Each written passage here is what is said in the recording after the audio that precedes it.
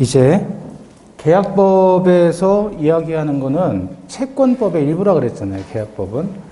채권의 개념을 정확히 이해하셔야 되는데 이 채가 무슨 채라고 했어요? 빚채, 빚이에요. 빚. 자, 근데 법에서는 특정한 사람이 특정한 사람에게 특정한 행위를 요구하는 권리, 이걸 뭐라 그래요? 채권이라고 해요. 특정인이 특정인에게 특정한 행위를 요구하는 권리. 그래서 특이에요. 특. 쓰리특. 특정인이 특정인에게 특정한 행위를 요구한다. 자, 왜 특정인이라고 하냐면 아무한테 요구하는 게 아니에요. 법적으로 정당하게 요구할 수 있고 강제 집행할 수 있단 말이죠. 그래서 반드시 특정인에게만 해야 되고 특정인만 해야 돼요. 그래서 이 특정인은 뭐라고 하는 거냐면 채권자라고 하고 얘는 채무자라고 해요. 자, 그러면 길 가는 사람 붙잡고 나는 당신에게 채권이 있습니다라고 할 수 있어요? 채권 행사할 수 없잖아요. 그죠? 왜냐하면 특정인만 특정인에게 하는 거지 아무한테나 하는 게 아니란 말이죠. 그래서 일정한 행위를 요구해야 되는데 그 일정한 행위를 뭐라고 합니까? 한자 약하잖아요. 이게 급자예요, 급자. 뭐라고 읽어요? 급부라고 해요, 급부. 우리가 이제 많이 안 쓰는 용어들인데 법에서는 무진장 많이 써요.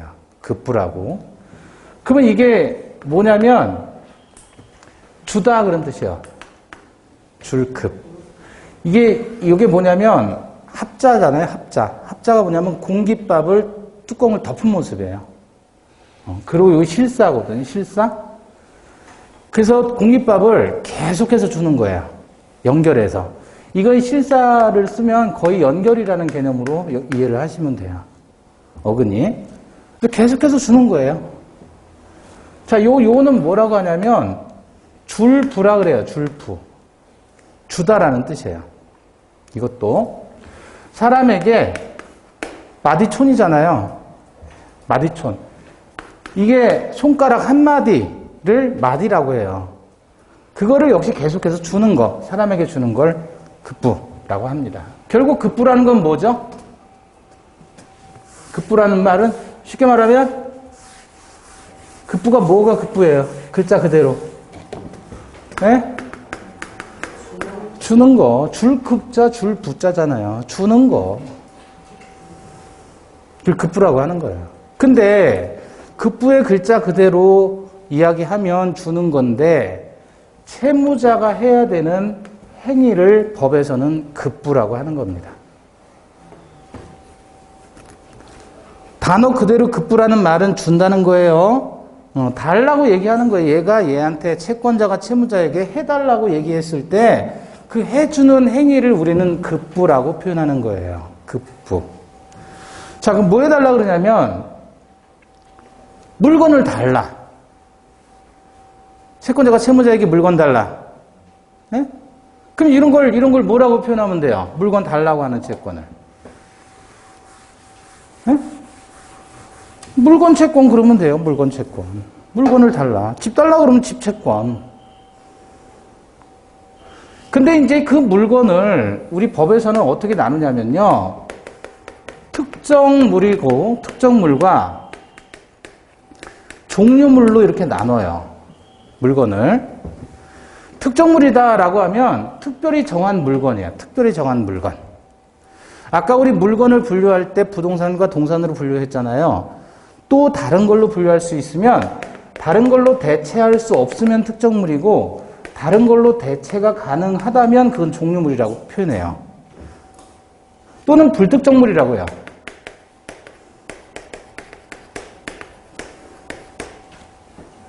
예를 들어서요. 현대아파트 101동 901호다.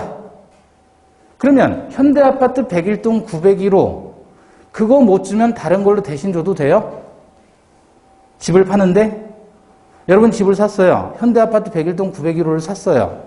근데 제가 파는 사람이 그거 말고 102동 801호로 가져가세요. 나 이건 못 주겠어요.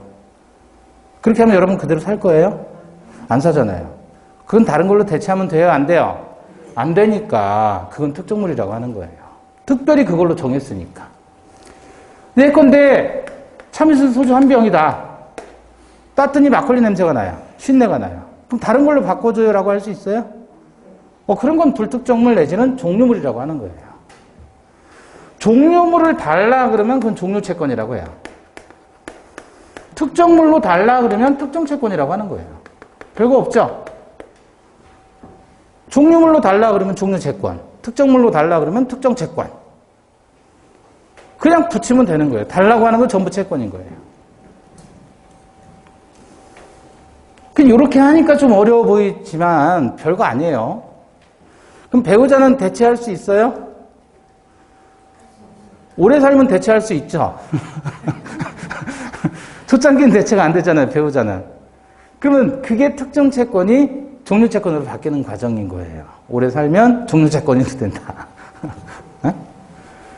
자, 다시 돈 달라 그러면 뭐라고 이름 붙이면 돼?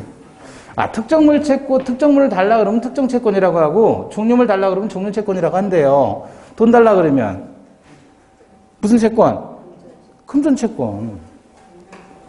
이자 달라 그러면 이자 채권이라고 하는 이자 채권. 외국 돈으로 달라 그러면 우리 돈 말고 외국 돈으로 달라. 외화 채권 그래. 외화 채권.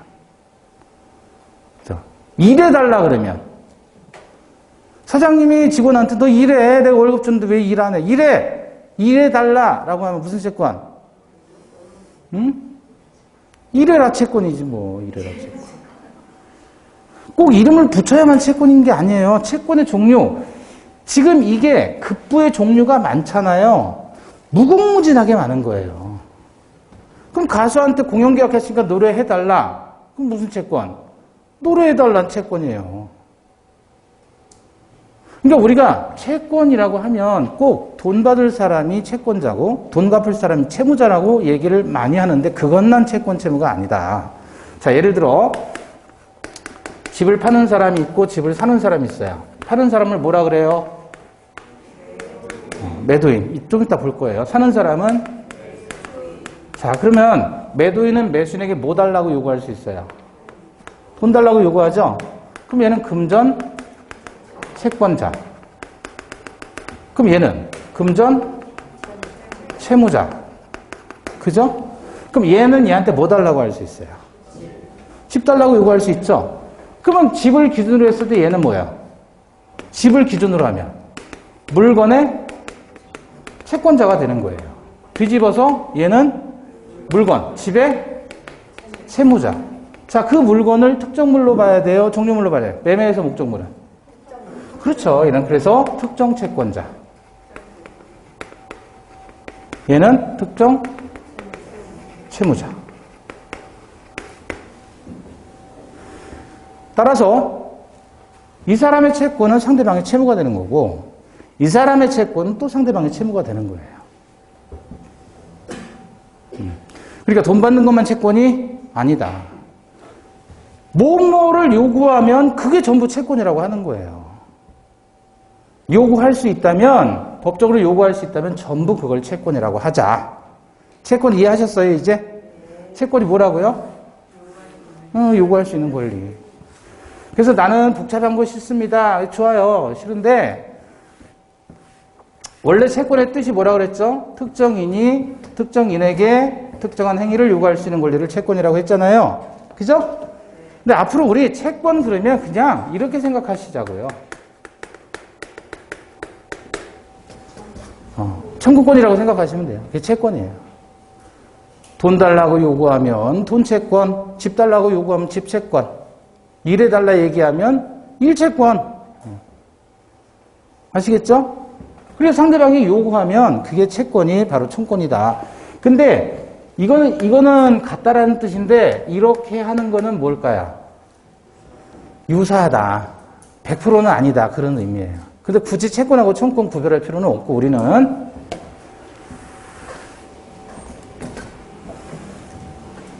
한번 보죠.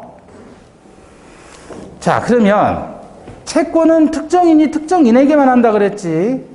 어떤 사람이 제가 길 가는 사람 붙잡고 채권 행사할 수는 없는 거 아니에요. 그죠? 길 가는 사람 붙잡고 아무 관계가 없는데 제가 채권을 행사할 수는 없는 거예요. 채권은 채권자와 채권 채무자 사이에서만 가능한 거예요. 그럼 채권 채무가 왜 생기느냐 그거죠. 채권 채무가 생겨야 채권자가 채무자에게 권리를 행사하는 거 아니겠어요? 그죠? 왜 생길까요? 채권이 왜 생길까요? 왜 생길까요? 계약해서 저한테 돈을 빌려 가셨어요? 그럼 채무자 됐고 저는 채권자 됐죠? 그럼 갑길에 약속한 거잖아요. 그럼 채권이 발생하는 거예요. 그래서 보면 그런 걸 이제 법률 행위라고 얘기를 합니다. 법률 행위. 그러니까 계약을 했다라고 했을 때 계약이 법률 행위가 어렵게 생각하지 마시고 계약이라고 생각하시면 돼요. 계약해서 채권이 발생하기도 하지만 계약을 안 했는데 법이 일정한 규정을 해놨어요. 그래서 이런 요건을 갖추면 채권이 발생해요. 예를 들어 어떤 거냐면 민법 750조에 따르면 불법행위라는 조건이 있어요. 그러면 불법행위 상대방은 손해배상을 청구할 수 있는 권리가 발생을 합니다. 왜? 이 법 조문에 의해서 이 법의 규정에 따라서 이 채권이 발생해요. 손해배상 채권이. 자, 근데 많이들 법을 이제 공부 안 하신 분들이 많이들 오해하시는 게 이거예요. A가 B에게 지속적으로 사기를 쳤어요. 계속해서 물건값을 속이면서 사기를 친 거예요. 그래서 얘가 피해 금액이 예컨대 1억 원이다. 1억 원의 피해를 입었어요. 그러면 이제 이 피해자는 어떻게 하겠어요? A를. 네? 고소하죠. 고소하면 사기죄로 처벌을 받을 거예요. 이 정도 금액의 피해 사실이 있었다 그러면 뭐 이거는 징역 가는 거죠. 징역 하래. 근데 이거는 형사적인 문제예요.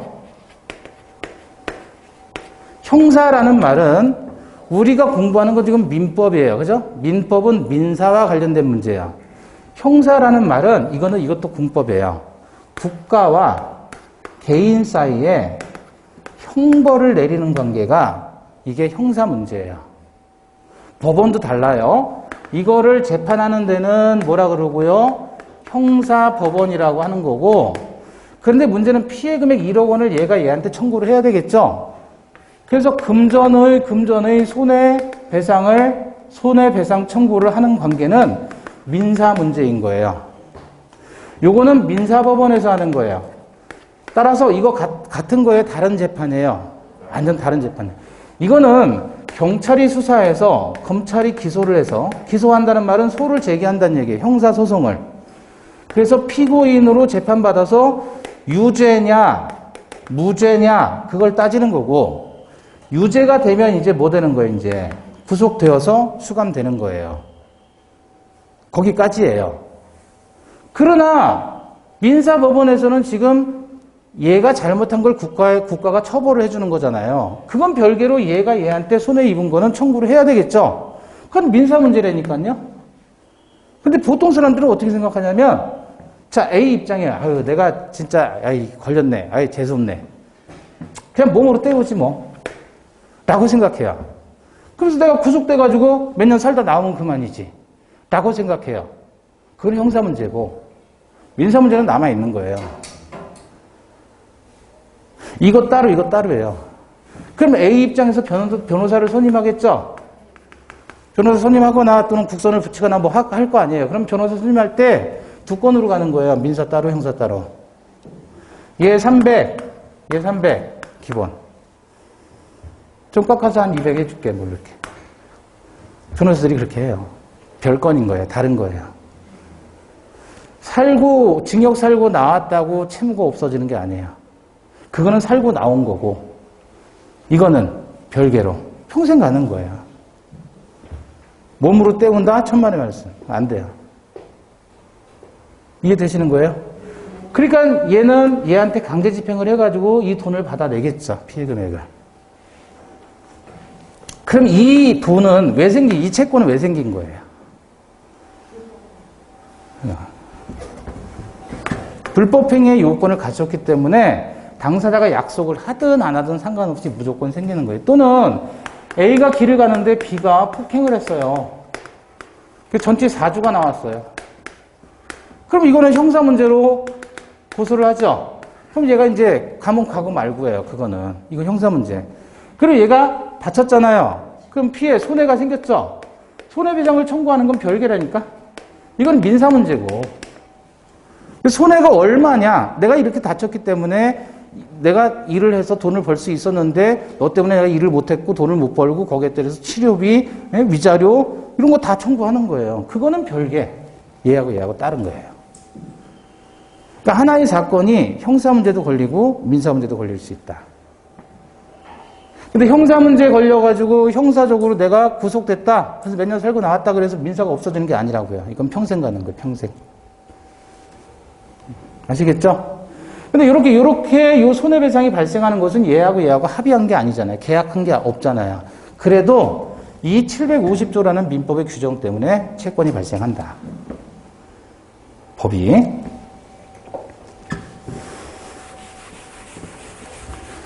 그러면 자, 채권은 어떻게 발생한다고요? 결론은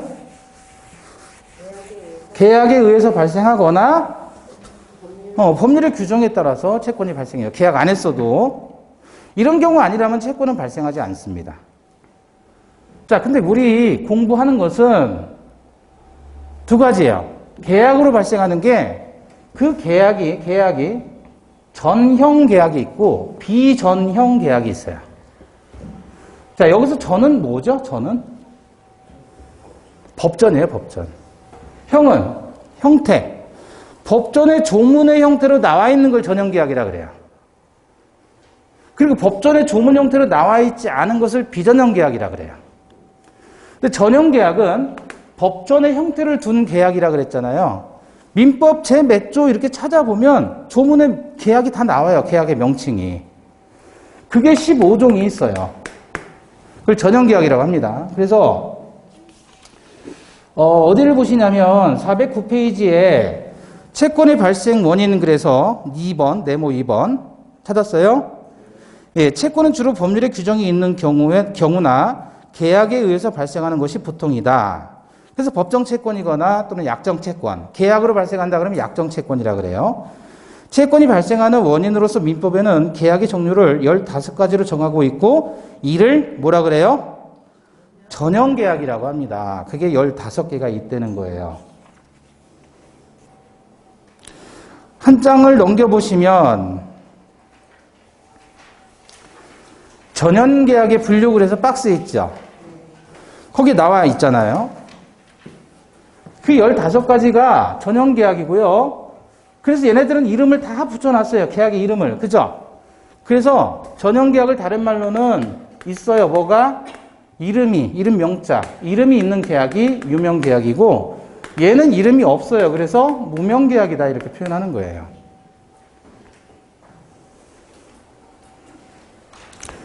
계약은 뭘까요? 계약은.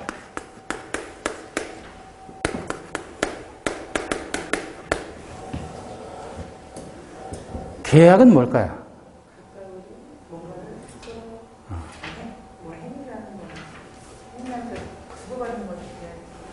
요게 뭐냐면 부표예요, 부표. 부표가 뭐냐면 여기 칼도 짜죠. 칼로 나무 판에다가 칼로 이렇게 표시하는 거예요. 긁어가지고. 이해되셔요? 그걸 부표라고 하거든요. 그 부표를 잘라요. 그래서 나눠 갖는 거예요. 형제끼리. 그리고 나중에 성정해가지고 만나면 부표를 맞춰봐요. 그러면 아, 네가 걔구나 이렇게 생각하는 거예요. 그래서 이것까지 포함해가지고 이게 계자가 무슨 계자냐면 맺을 계자예요. 약속할 계예요. 약속할 계. 맺을 계. 약은 실사잖아요. 실사는 연결이라고 그랬잖아요. 요거는 구기작이라고 해요. 구기작이 뭐냐면 이렇게 물이 있으면 이거 이렇게 된 국자로 이렇게 뜨잖아요. 그러면 이렇게 물결이 이렇게 움직이죠. 그걸 구기작이라고 해요. 무슨 뜻이냐면 이거는 두 남녀가 혼인을 하면서 떠가지고 서로 한 잔씩 마시잖아요. 그러면서 부부로서 연결이 되잖아요. 그래서 이것도 약자가 무슨 약이냐면 맺을 약자예요. 맺을 약. 그럼 계약한다라는 말은 무슨 뜻이에요? 맺었다는 거예요. 맺었다. 자기들끼리 맺었다. 그래서 계약이라는 거는 두 사람이 약속했다, 합의했다 하고 생각하시면 간단한 거예요. 그런데 그 계약을 법전에 집어넣은 거를 뭐라 그래요? 전형계약. 법전에 넣지 않지만 하는 계약들은 뭐예요? 비전형 계약이라고 얘기를 한다. 자, 그러면 전형계약의 종류인데, 자, 급부가요. 뭐죠?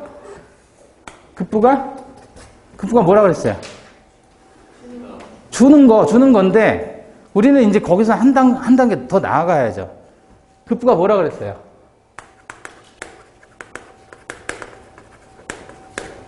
채무자가 하는 행위. 채무자가 해야 되는 거. 쉽게 말하면 채무. 그게 뭐라고요? 재산권을 이전하는 거래요. 채무자의 채무가 재산권을 이전하는 거예요. 그래서 거기에 대해서 전형계약을 둔 거예요. 뭐가 있다는 거예요? 증여, 매매, 교환이다. 이렇게 세 가지의 전형계약이 있는 거예요. 또 급부가 물건의 사용이 급부가 되는 거예요. 채무자가 물건을 사용하게 해주는 거예요. 그건 세 가지가 있어요. 소비대차, 사용대차, 임대차. 세 번째, 급부가 노무의 제공을 목적으로 해요. 거기 나와 있잖아요. 410페이지에. 책에 있는 거예요. 여기 보세요. 노무 제공이에요. 뭐가 있어요? 고용, 도급, 여행, 현상 광고, 위임, 임치. 그 다음 기타 계약으로서 조합, 종신정기금, 화해계약 해서 토탈 몇 개? 15개. 이 15개의 이 내용의 계약을 다 뭐라고 하자? 전형계약이라고 하죠. 전형계약. 전형계약은 민법전에 이름을 다 붙여놓은 거잖아요. 그런데 여러분 봐봐요. 여기서 모르긴 몰라도요. 여기에 없는 계약도 되게 많지 않을까요? 예컨대 영화 관람이다 한번 생각해봐요. 영화 관람. 이건 무슨 계약일까요?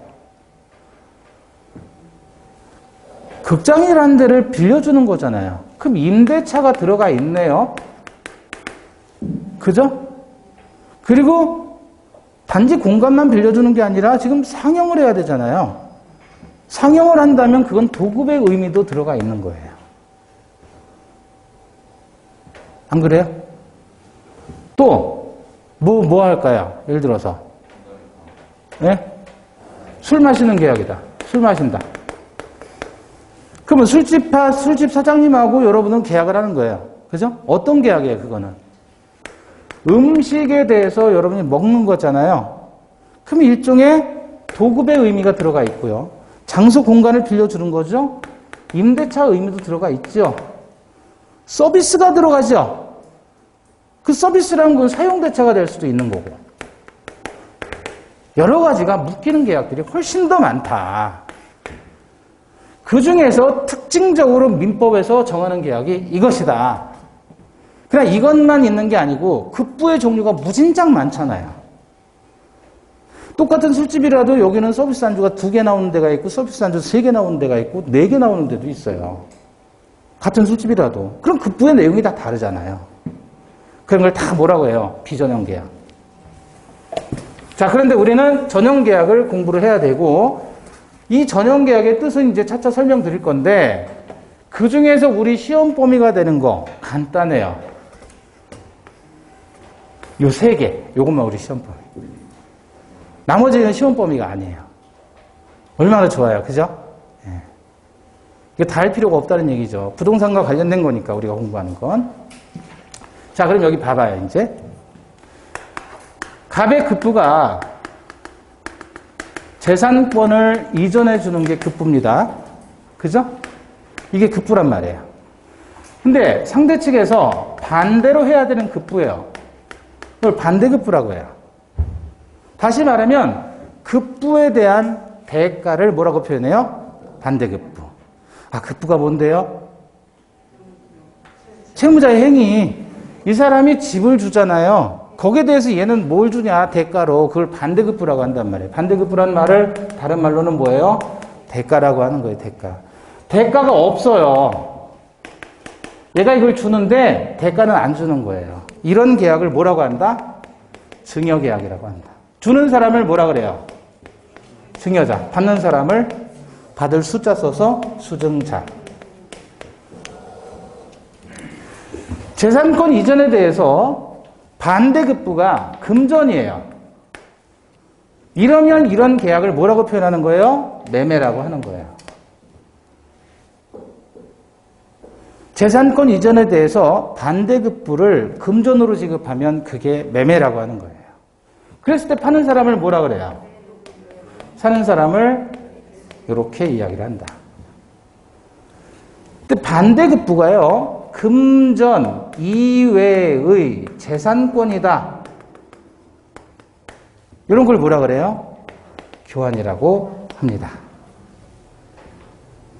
그래서 결국 이 증여, 매매, 교환이라는 세 가지 전형 계약은 다 여기에 묶이는 거야. 급부가 재산권 이전을 목적으로 한다. 차이점은 반대급부에 따라서 계약의 명칭이 달라지는 거예요. 이해되십니까? 집하고 돈하고 바꾸면 뭐라고요? 집하고 돈하고 바꾸면 매매가 되죠. 집하고 땅하고 바꾸면 교환. 집만 받고 대가를 안 주면 증여. 어렵지 않죠? 자, 두 번째. 이제 급부가 물건의 사용이에요.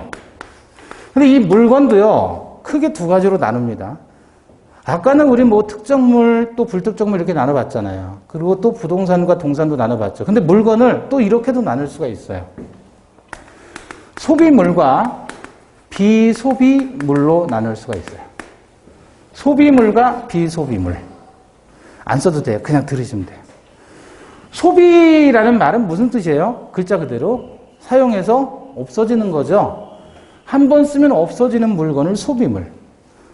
근데 비소비물은 소비되지 않는 거잖아요. 없어지지 않는 거야. 그래서 얘는 반복 사용이 안 되지만 얘는 반복 사용할 수 있는 거예요. 소비물은 계속해서 사용하지 못하잖아요. 한 번 쓰면 끝나는 거. 예를 들면 어떤 게 소비물일까요? 한 번 사용하면 못하는 거. 금전. 한 번 사용하면 그거 못 쓰죠. 사용한 사람이 또 못 쓰잖아요, 그 돈을. 에? 쌀. 사용하면 계속 쓰지를 못하잖아요. 근데 계속해서 사용해도 되는 건 뭐가 있어요, 예를 들어서? 부동산, 옷. 한 번 입고 버려요? 아니잖아요. 계속 입을 수 있죠, 빨아서. 한번 물을게요, 그러면. 껌은? 씹는 껌. 이거예요. 벽에 붙였다가 또 떼먹고 그러면 되지. 그래도 그거는 소비물인 거예요, 껌은. 그죠? 또 떼먹고 그런 사람 없잖아요. 저 어릴 때는 많았어요. 저도 많이 했고. 껌도 귀했으니까. 그러면 이 소비물을 사용하게 해주고 그걸로 대신 갚는다. 이 계약을 우리는 뭐라고 합니까? 소비 대차 계약이다 그래요. 소비물에 대한 대차예요. 대는 대주는 거고 차는 빌리는 거고. 그럼 빌려주는 사람을 소비 대주, 빌리는 사람을 소비 차주 이렇게 표현해요. 자, 돈 빌린다. 금전 소비대차. 쌀 빌린다. 곡물 소비대차. 곡물 소비대차는 여러분 익숙하지 않겠지만요. 1930년대, 40년대, 50년대는 곡물 소비대차가 훨씬 많았어요. 돈 대신 쌀 빌렸어요, 그때는. 그래서 이걸 우리는 뭐라고 표현하냐면 소비대차 계약을 꾼다 이렇게 표현해요. 돈 좀 꿔줘, 쌀 좀 꿔줘. 비소비물에 대한 대차인데 대가가 없이 빌리는 경우도 있고요. 대가를 주면서 빌리는 경우도 있어요. 대가 없이 빌리면 이건 사용대차라고 하고 대가를 주면서 빌리면 그거를 임대차라고 하는 거예요. 대가 없이 빌리면 사용대차라고 하는데 공짜로 빌려 쓰는 거예요. 사용대차, 사용대주, 사용차주. 차는 빌리는 사람, 대는 대주는 사람, 빌려주는 사람. 임대차는요, 임대인, 얘는 주가 아니에요. 임차인. 법이 그렇게 정해놨으니까 여기는 대주, 차주, 대주, 차주 그러지만 여기서는 임대주 그러면 안 돼요. 임대인, 임차인. 법률 용어니까. 법이 그렇게 정해놨으니까. 이해되셔요? 그래서 사용대차냐, 임대차냐, 소비대차냐는 각각이 소비물에 대한 대차냐, 소비물이 아닌 것에 대한 대차냐인데 유상, 무상으로 나눠요. 그러면 유상이라는 거는 대가 상자에 대가가 있는 거고 무상이라는 건 대가 없이 한다 그 얘기죠. 무상. 그래서 속칭 이거를 차차차 계약이라고 해요. 소비대차, 사용대차, 임대차. 증여, 매매, 교환, 소비대차, 사용대차, 임대차. 자, 노무의 제공을 목적으로 하는 계약. 뭐가 있어요? 고용. 고용은 다 아시죠? 누구와 누구 사이의 계약이야? 근로자와 사용자 사이의 계약이죠? 근데 근로자를 우리는 피용자라고 해요. 사용을 당하는 사람. 피용자. 도급계약은 처음 들어보셨을 거예요. 일본말로 청부계약이라고 그래요. 얘는 일의 완성을 목적으로 하는 계약이 도급이에요. 그래서 어떤 거 생각하시면 좋냐면 건설 공사계약. 여러분이 돈을 주고 건물 지어주세요. 집 지어주세요. 그럼 건축업자가 있을 거 아니에요. 건물주, 돈을 주는 사람을 건물주, 도급인이라고 하고 건설업자, 건축업자는 수급인이라고 해요.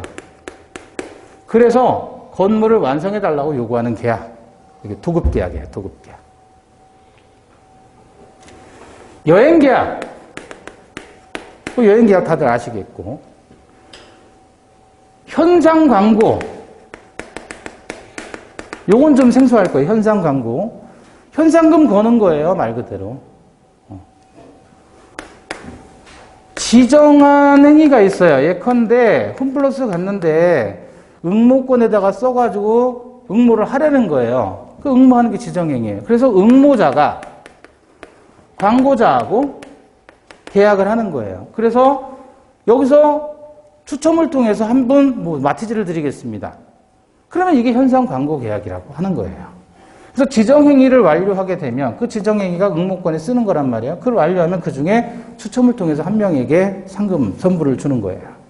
현상 광고 계약. 위임. 위임은 사무 처리를 위탁하는 겁니다. 예를 들어서 대표적으로 위임 계약이 변호사 선임 계약이에요. 그랬을 때 위임인, 수임인이라고 해요. 그러니까 용어들이 받는 입장에서는 다 숫자가 들어간다라는 거 느낌이 오죠? 그죠? 자, 그 다음에 임치 계약이라고 있는데 이거는 물건의 보관 계약이에요. 물건을 맡기는 거예요. 예를 들어 목욕탕 갔을 때 여러분이 귀중품 맡겨주세요 그러잖아요. 그럼 여러분이 임치인이에요. 임치인. 임치인이고 물건을 보관하는 사람은 무슨 인? 수치인이라고 하는 겁니다. 이게 당사자 용어가 왔다 갔다리 헷갈리면 책을 읽을 수가 없잖아요. 그죠? 매도인은 매도해요? 매수해요? 매도인은 매도해요? 매수해요? 매도인은 매도하는 거잖아요. 임차인은 임대해요? 임차해요? 임차인은 임차하는 거지 임대한다 그러면 안 되잖아요. 이해되셨어요? 이게 용어들이고 느낌은 있지만 실제로 문제로 나왔을 때 글로 나왔을 때 정확히 이해를 하셔야 문제를 풀 수 있는 거니까 용어들은 기본인 거예요. 기타의 계약으로서 뭐가 있죠?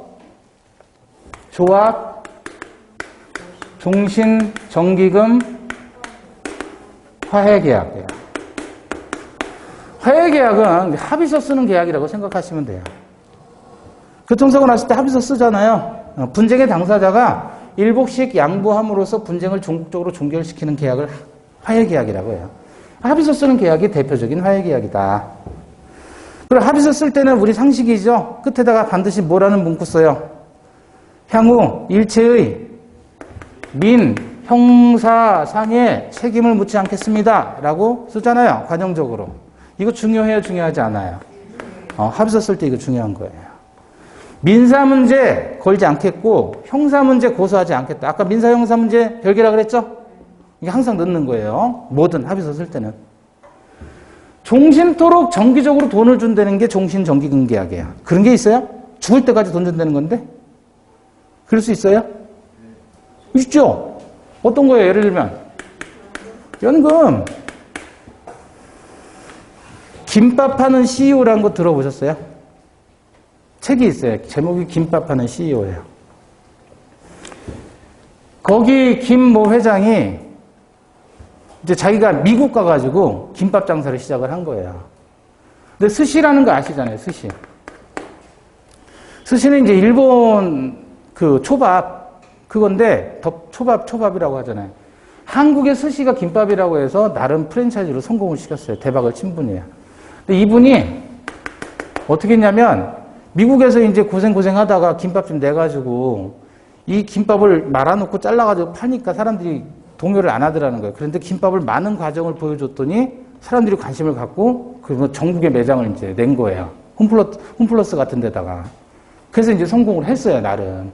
근데 이분이 쓴 책이 뭐냐면 그 책에서 이분이 항상 출퇴근하면서 다니는 길이 있대요. 그래서 자기가 성공하면 내가 저 건물을 사옥으로 써야지 그랬다는 거예요. 마음속으로. 근데 어느 정도 이제 사업이 쭉쭉쭉쭉 확장이 돼가고 있으니까 이 사람이 어떤 생각을 했냐면 저 건물을 사고 싶은데 당장이라도 옮기고 싶은데 현금은 많이 드는데 목돈이 없다. 그런 거예요. 그래서 이 양반이 어떻게 했냐면 건물주 찾아가가지고 나는 지금 이만큼밖에 돈이 없어. 대신 당신 죽을 때까지 내가 매달 돈을 드리겠다. 건물 나한테 넘겨라. 그래서 샀다는 거 아니에요? 대박 아니에요? 한 달에 1억이면 1억, 5천이면 5천씩 내가 매달 줄게. 너 죽을 때까지. 그래 건물 나한테 이전해라. 이런 생각을 할 수 있다는 게 놀라운 것 같아요. 그래서 샀대요. 종신정기금. 우리는 항상 어떤 생각을 하냐면 매매라고 했을 때 부동산을 매매하라고 했을 때 매매만 국한해서 생각할 필요는 없다. 매매가 안 되면 교환으로도 가능한 거 아니에요? 교환이 안 되면 이것도 가능한 거 아니에요? 상황에 따라서, 고객의 상황에 따라서 조율을 해주고 그 악우를 맞춰주면 거래는 얼마든지 가능한 거 아니에요. 그렇죠? 조합계약은 동업하는 계약이라고 생각하시면 돼요. 동업하는 계약. 그 공부 같이 하셔가지고 이제 뭐 1년 동안 같이 학원 다니시면서 친해질 거 아니에요. 그러면 언니, 동생, 오빠, 누나 뭐 될 거 아니에요. 그럼 우리 같이 동업하자. 그게 조합계약이에요. 그랬을 때 동업하는 사람을 우리는 조합원이라고 이야기를 한다. 동업계약을 조합계약이라고 그래요. 혹시 농업협동조합 들어보셨어요? 시당초 시작은 농업인들이 시작한 거예요. 동업한 거예요. 그게 이제 지금 커져가지고 지금은 영리사단법인이 돼버렸죠. 전용계약이 총 몇 개? 15개가 있다. 15개. 자, 한번 볼까요? 김장하셨어요? 안 했어요? 저는 했어요. 근데 참 힘든 게, 정말 힘든 게 매년 느껴요. 도대체 그 속을 얼마나 넣어야 될지를 모르겠어요. 정말 힘들어요, 저는. 그래서 나중에는 제가 와이프한테도 나 이게 진짜 못하겠다고. 정말 나는 그게 어렵다. 솔직히 얘기했어요. 한 번은 너무 많이 넣어가지고 다 뺐어요, 또. 너무 많이 넣었다고. 속이 없다 그래가지고 너무 많이 넣어서. 또 한 번은 너무 안 넣었다고 자기가 또 넣어요. 그래서 제가 보고 흉내를 내도 저는 안 돼요, 이상하게. 미치겠어요, 저도. 사람마다 그런 게 있잖아요, 그죠? 근데 김장을 담궜어요. 근데 여동생이 가져가는 거예요, 일부를. 오빠 고마워, 그런단 말이에요, 그죠? 그럼 저는 뭐라 그래요? 걔는 뭘 얘기하는 거죠? 오빠 고마워, 그러고 말라는 거 아니에요? 저는 5만원. 뭐예요, 5만원? 그럼 저는 매매 얘기한 거예요. 그랬더니 여동생이 나 지금 현금을 안 가져왔는데 그러면 시계 놓고 가. 그럼 뭐죠? 그쵸? 급부는 재산권 이전의 급부가 정해져 있지만 반대급부에 따라서 계약의 내용이 달라진다. 이해되시는 거죠? 네. 자, 그러면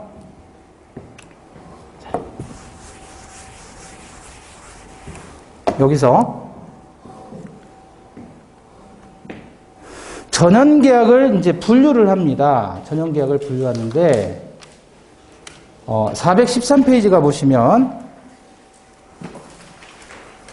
413페이지 전환계약과 비전환계약 거기 나와 있고요. 413페이지에 자, 일단 칠판을 보셔요. 책에 있습니다. 그 이후에 다 있으니까 유상계약과 무상계약 이렇게 나누고요. 또 하나는 쌍무, 편무 이렇게 나눠요. 세 번째, 낙성계약과 유물계약으로 나누고 요식계약과 분류식계약으로 나눠요. 자, 이거는 계약을 이제 분류하는 거예요. 먼저 유상과 무상을 찾아보면 유상은 무슨 뜻이에요? 대가가 있다. 무상은 뭐예요? 대가가 없으니까 쉽게 말하면 공짜. 그럼 어떤 게 공짜죠? 여러분 보시기에? 어떤 게 공짜예요? 무상, 어떤 거 있어요? 칠판에 있는 것 중에.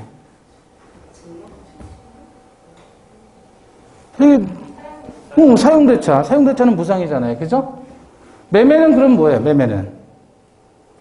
유상이죠? 그러니까 매매를 봐서, 매매를 보고 그게 유상인지 무상인지 판단해달라 그거예요. 또 증여는 유상이에요? 무상이에요? 그럼 증여는? 증여는 무상이죠. 교환은 유상, 무상. 교환은 유상. 그렇죠? 두 번째, 이건 뭐냐면 의무를 한쪽만 부담하면 편무, 양쪽이 다 부담하면 쌍무라고 해요.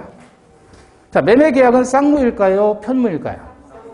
매매계약은 매도인 재산권을 이전해주고 매수인이 대금을 지급할 의무가 있으니까 쌍방이 의무를 부담하니 쌍무죠. 증여는 편무죠. 증여자만 줘야 되고 수증자는 대가를 안 주잖아요. 공짜니까 편무죠. 임대차는 임대인은 물건을 사용하게 해주고 임차인은 대가를 지급해야 되니까 쌍무죠.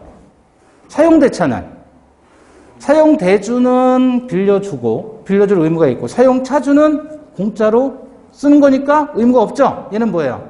편무계약이다. 이렇게 알 수 있죠. 다음에 이제 요거 중에서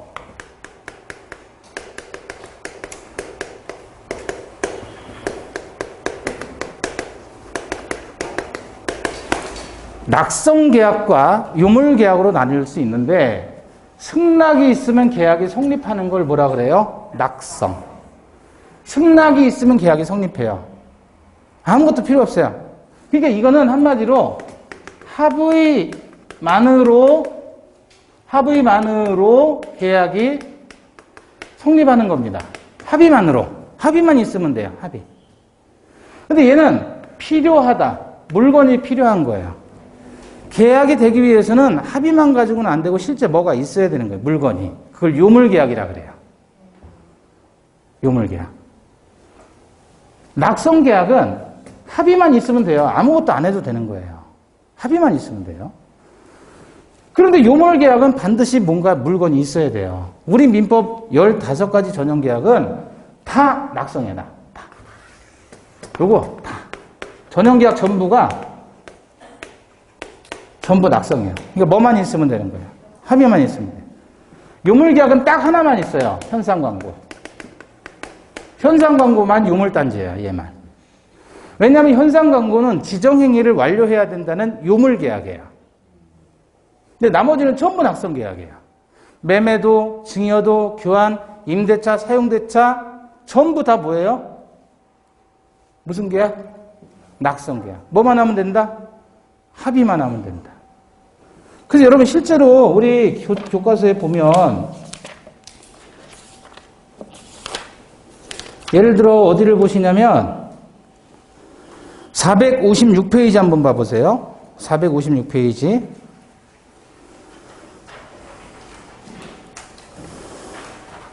매매의 개념 이렇게 나와 있죠.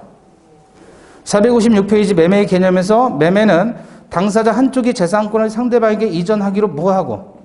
약정하고 상대방이 그 대금을 지급하기로 뭐함으로써 약정함으로써 효력이 생기는 계약이다 그렇게 나왔잖아요.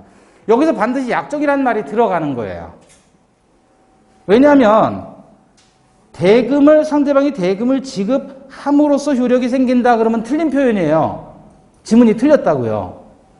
대금을 지급하면서 효력이 생긴다 그러면 이건 요물계약이란 뜻이에요. 근데 매매는 낙성이라 그랬죠. 그러니까 지급할 것을 뭐함으로써가 꼭 들어가줘야 돼요. 약정이라는 말이 반드시 들어가야 되는 거예요. 그래서 그런 걸 틀리게 만듭니다.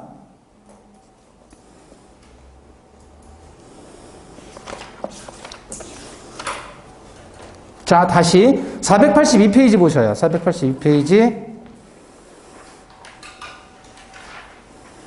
482페이지 교환 그랬죠? 교환. 의의에서 제596조 조문 보시니까 교환은 당사자 쌍방이 금전 이외의 재산권을 상호 이전할 것을 뭐함으로써 약정함으로써 효력이 생긴다 그랬잖아요. 여기서 약정함으로써 효력이 생긴다 그래야지 재산권을 상호 이전함으로써 효력이 생긴다 그러면 틀린 거예요. 왜? 낙성계약인데 이전함으로써 효력이 생긴다 그러면 그건 요물계약이라는 뜻이에요. 그래서 틀렸다는 표현이에요. 자, 오른쪽에 다시 보세요. 618조 조문 보시면 오른쪽 페이지 조문. 임대차는 당사자 일방이 상대방에게 목적물을 사용 수익하게 할 것을 뭐하고 약정하고 그랬죠. 약정하고. 조문 아래쪽에 아래쪽. 다시 618조. 임대차는 당사자 일방이 상대방에게 목적물을 사용 수익하게 할 것을 뭐하고 약정하고 상대방이 이에 대해서 차임을 지급할 것을 뭐함으로써 약정함으로써 성립한다. 효력이 생긴다 그랬죠. 근데 이거를 뭐라고 바꾸면 차임을 지급함으로써 효력이 생긴다 그러면 틀렸다는 거예요. 왜? 지급함으로써 효력이 생기면 그건 요물이란 뜻이란 말이에요. 요물. 근데 전형계약은 전부 다 뭐다? 낙성계약이다. 자, 그 다음 여기 봐봐요. 방식이 필요하면 요식이에요. 방식이 필요 없으면 불요식계약. 전형계약 15종 전부 다 불요식이에요. 전부 다 불요식. 요식계약은 없어요. 전형계약 중에. 자, 그러면 여기서 공식을 하나 만들 수 있어요. 유상, 쌍무, 낙성, 불요식. 그 다음에 무상, 편무, 낙성, 불요식. 이렇게 공식을 만들 수가 있다고요. 이게 무슨 말이냐면 자, 매매는 유상이에요, 무상이에요? 유상. 매매는 쌍무, 편무. 그 다음에 낙성이에요, 요물이에요? 요물은 현상광고 하나밖에 없어요. 그럼 낙성. 불요식은 한 개도 없지. 요식은 한 개도 없죠? 그럼 불요식이에요. 증여를 볼까요, 증여? 유상, 무상. 무상. 쌍무, 편무. 편무. 낙성이에요? 아니면 요물이에요? 낙성. 요식은 없다 그랬죠?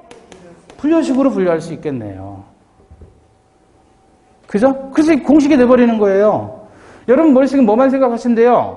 유상, 쌍무, 낙성, 불요식, 무상, 편무, 낙성, 불요식 이렇게 암기하시면 돼요. 근데 현상 광고 얘만 요물단지라고 했죠? 얘는 유상이에요. 왜냐하면 자동차 주기로 했잖아요. 지정행위 완료하면. 근데 얘는 편무계약이에요.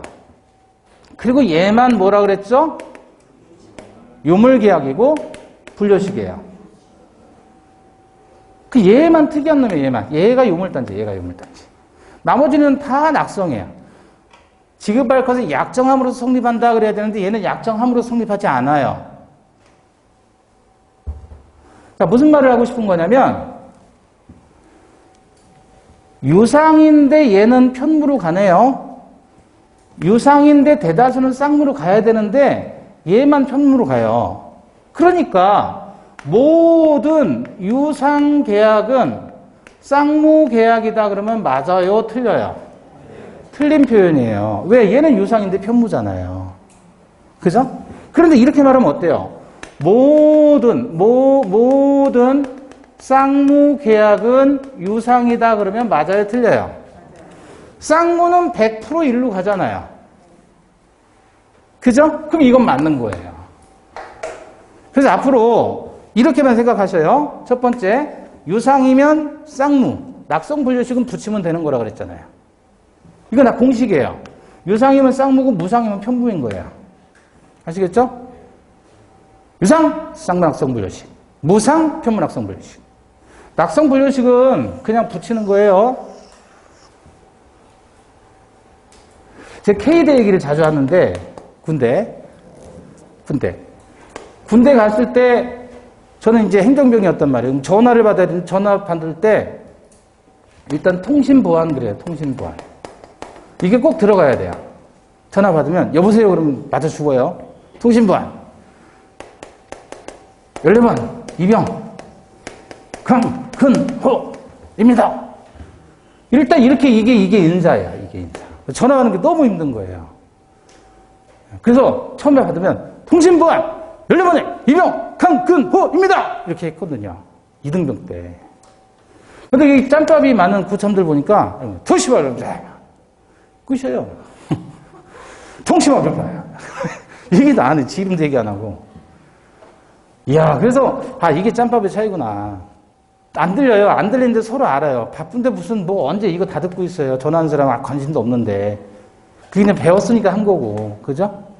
무슨 얘기하고 싶냐면 유상, 쌍무, 낙성, 분류식, 무상, 편무, 낙성, 분류식 하면 이게 초짜고 좀 짬밥이 있다 그러면 어떻게 해요? 유상성 낙성, 무상성 낙성. 이건 안 들려도 되잖아요, 사실은. 유상상, 무상편, 유상, 쌍무, 낙성, 무상편, 낙성, 유상성, 무상편, 유상성, 무상편. 아시겠죠? 그러면 생각하고 말고도 아니잖아요. 그냥 공식이니까. 근데 현상광구 얘만 요물이기 때문에 그래서 요거 주의하시면 돼요. 모든 유상이 쌍무다 그러면 안 돼요. 즉 모든 유상이 쌍무다 그러면 안 되고 모든 쌍무가 유상이다 그러면 요건 된단 말이에요. 아시겠죠? 무슨 말을 하는지 난 도저히 모르겠다 그래도 돼요. 한번 느껴보시면 되니까. 자, 확인해보자.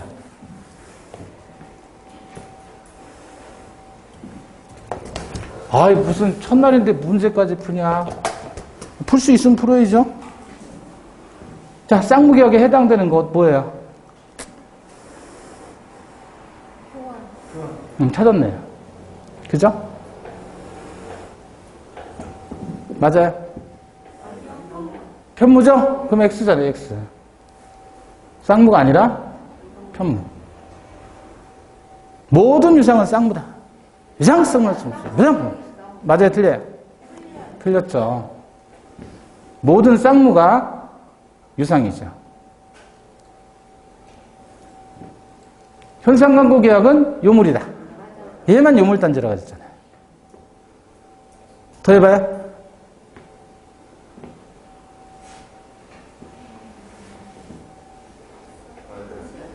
맞아요. 유상, 쌍무, 낙성, 분류식. 공식이라고 그랬잖아요. 근데 순서가 다른데요? 뭔 상관이에요, 순서가. 유상, 쌍무, 낙성, 분류식 맞잖아요.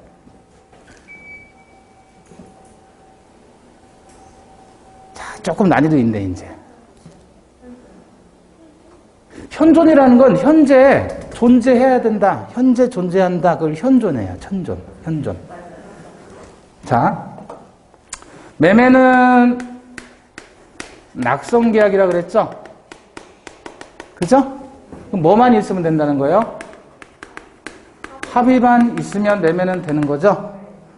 물건도 있어야 되나요?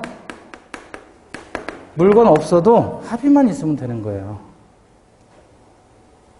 여러분 아파트 분양할 때 다 지어놓고 분양하나요? 없는데 분양하나요? 못 들어갔으면 동그라미 놓고 짓지도 않고 삽도 안 텄는데 분양하잖아요. 그래도 매매는 되는 거예요? 된다고 해줘요.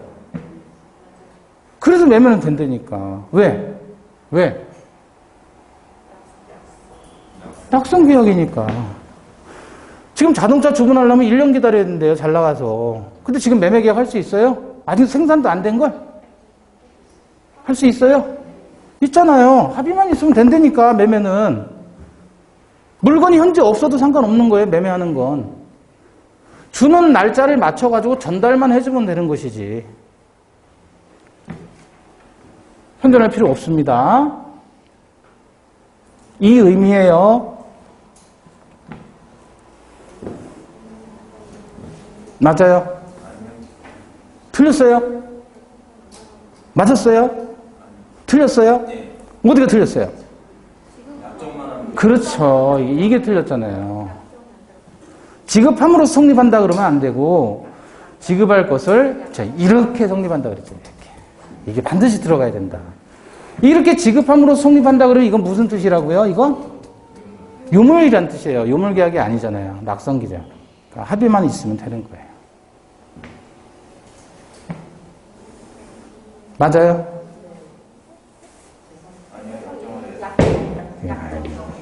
이전함으로써 그러면 안 된다 그랬잖아요. 이전할 것을 약정함으로써.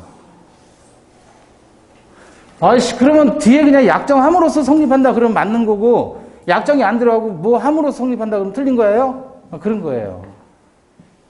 왜? 낙성계약 때문에. 자, 마지막 하이라이트 문제. 답 말하지 마시고 다른 분도 생각해 보셔야 되니까 본인만 이제 생각해 보시면 돼요. 답인지 아닌지. 그리고 제가 하나, 둘, 셋 하면 얘기해 보세요. 마지막 문제. 자, 맞는지 틀리는지 본인만 생각하세요.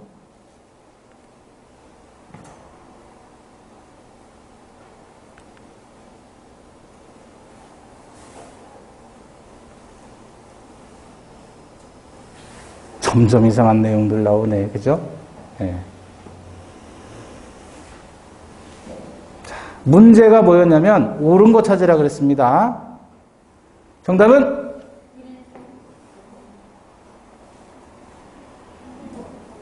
정답은?